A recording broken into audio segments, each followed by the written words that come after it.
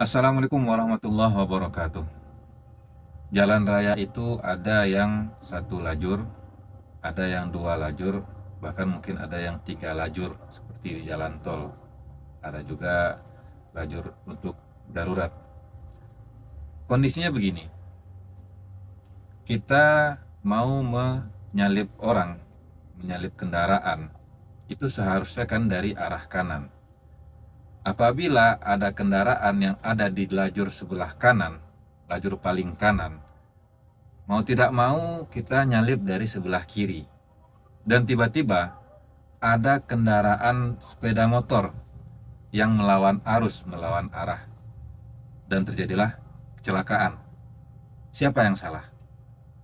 Lanjut part 2. Mari kemari merapat kemari, janganlah jangan hanya berdiri.